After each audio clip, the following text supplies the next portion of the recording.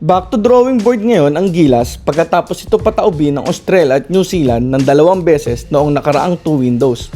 Pero this time against Middle Eastern teams naman na Syria, Iran at Jordan na masasabi nating mas mahina naman kumpara sa Oceania teams na Australia at New Zealand. At dahil dyan, siguradong tinitingnan ni Coach Tim Cone ang 12-man lineup na ibabandera nito sa next window sa August. Nagaganapin nga dito sa Pilipinas lahat ng games. At sino-sino kaya mga players na malamang makasama sa 12-man lineup? Tara, pag-usapan natin yan mga brad. Ngunit bago yan, huwag kalimutang mag-subscribe, like, and comment to our video and hit also the notification bell button para laging updated sa ating mga videos. Sa katatapos lang na third window ng FIBA World Cup Asian Qualifiers, hindi naging maganda ang resulta ng 2 laro ng Gilas, kung saan ay wala itong naipanalo sa 2 laro laban sa Oceania teams na Australia at New Zealand. Kaya must win talaga ang Gilas in their next 6 games against Middle East teams na Syria, Iran at Jordan. Kasi meron lang itong 2-4 kartada sa bottom ng team standing habang ang dalawang bigating Middle East teams na Jordan at Iran ay parang may 5-1 at the top ng team standing. Tatlong team lang ang papasok sa bracket nila na inaasahang Oceania teams, Australia at New Zealand ay kasama nga dyan. Kaya to be sure, dapat isweep ng Pilipinas ang 6 games nitong laban sa mga Middle East teams. Kasi kung pang 4th best lang sila sa bracket, kailangan maging mas mataas pa ang team standing nito kumpara sa 4th best team ng kabilang bracket. Yung Syria, kayang-kaya yan ng Gilas eh. Hindi pa nga ata nananalo sa Pilipinas. Pero syempre, wag mag-overconfidence. Kasi may magaling din na natural player yan. Yung Iran, ilang beses na din itong tinalo ng Gilas sa Team Cone era. Comparing the stats, hindi din nagkakalayo ang dalawang koponan. Lamang pa ang Gilas sa several departments gaya ng points, rebounds, and blocks. Lamang lang talagang Iran sa 3-point shooting at less turnovers. Ang mga weakness naman talaga ng Gilas ever since sa Team Cone era. Hindi din ganun kalakas firepower niyan kumpara sa Gilas. Pero need bantayan yung dalawang scorers nila na sina Vahedi at Terchali. Kaya tingin ko kaya itong Iran. Sana lang makadalawa Gilas sa kanila. Versus naman Jordan, ito tinalo ng Gilas sa nakaraang Asian Games. Halos pareho din stats ng Gilas at Jordan, pero mas maganda shooting percentage ng Jordan. Pero syempre, iba naman yung mga naging kalaban nila. Malakas talaga yung mga Oceania teams na nakalaban ng Gilas. Mas mababa din world ranking nitong Jordan sa Gilas. Pero bibigyan din ito ng tinding laban ng Gilas. Scorer ng naturalized player itong si Jalen Harris kaya dapat magkaroon ng magandang game plan si Coach Tim Cone. At kaugnay nito, ang inaasahang papalit kay Brownlee na si Benny Boatwright ay nalalapit na ding ma-naturalize kung saan pirma na lang ng Pangulo ang inaantay. Si Brownlee kasi halos wala ding nakuha ang produksyon ng koponan noong nakaraang window kung saan tinamaan ng injury. At bukod dyan, mukhang naakitaan na talaga ng father time at mukhang kailangan na magretiro sa paglalaro sa national team. May 1 buwan pa naman kaya sana umabot ito paglaruin na din ni Coach Tim Cone. Lalo na ngayon na inaasa mga brad na kailangang uli natin ng big man dahil si Kai Soto kung totoo ang balitang sa NCAA maglalaro ay out yan sa Gilas for the whole year ng NCAA season. Habang si QMB ay kagagaling lang sa surgery na ayon sa research natin yung back surgery nito tinatayang sciatica na pangkaraniwan na surgery to fix this ay microdiscectomy at ang recovery dyan mga brad ay 4 to 6 months. So kung na-injured si QMB noong April or May, malamang hindi pa to fully recovered by August. Kaya ang matitirang big man na lang uli sa Gilas, lalo na sa center position, ay si AJ Edu at Junmar Pajardo. Pwede din kung sakali si Boatwright kung sakaling pwede na masalang next window pero naturally stretch 4 kasi to At sasamahan siya dyan sa 4 position ni Motor Mike Phillips na napakaganda ng ipinakita noong nakaraang window lalo against Australia. Pwede din magsabay sa court si Boatwright at Phillips, sila yung tatawa sa ilalim. At least may different options si Coach Tim.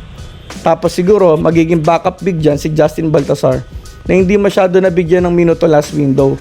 Pero siguro naman this coming window lalo na versus Syria ay mabibigyan ng decent minutes para naman makipakita nito ang kaya nitong gawin. Punta naman tayo mga brad sa mga wings. Una na dyan ang tambalang Kevin Kembao at Carl Tamayo na finally lumabas na din ang laro last window lalo na versus New Zealand. Naipakita ni Carl kung anong kaya niyang gawin na minuto lang talaga ang inaantay dahil nga injured si Brownlee kaya mas nakukuha siya ng minuto last window. Pwede din to si Carl sa 4 position lalo na kung pagsasabayin sila ni KQ sa forwards position. Si KQ naman permanent na yan sa rotation ni Coach Tim either at 2 or 3 position. Ang isa pang makakasama nila dyan sa wings ay si Calvin Aptana siguro na malamang magaling na ang injury. Isa din kasi yan sa paborito ni Coach Tim Cone na alam naman natin si Coach T mas pinapaboran o binibigyan ng minuto ang mas kabisado ng kanyang sistema. Sa guards position naman, syempre matik si Dwight Ramos na 2 guard position. Lock-in yan eh. Tapos siguro kukumpletuhin yan ng trio ng point guards ni Coach Tim na sina Chris Newsome. Magbabalik ni Scottie Thompson na inaasang recovered na from injury by this time. At ang panghuli ay ang surprisingly naging star ng Gilas noong nakaraang window kung saan muntik na nitong natalo ang New Zealand onti na lang dahil sa heroics ni Juan Gomez de Leaño. Kaya hindi dapat tumawala sa lineup kundi magwawala ang mga Gilas fans. Tingin ko mga brad, ang malalaglag sa lineup next window ay si RJ Abarientos na hindi naging ganong kagandang ipinakita last window lalo na versus Australia kung saan nahirapan niyang itawid ang bola sa half court dahil sa matinding depensa ng Australia. Pero sana mga brad, mabigyan din ng pagkakataon na mapasama sa lineup ang matagal nang iniiyak na mga fans na si Jordan Heading. Naiilan lang talaga sa mga pure shooter ngayon sa Pilipinas.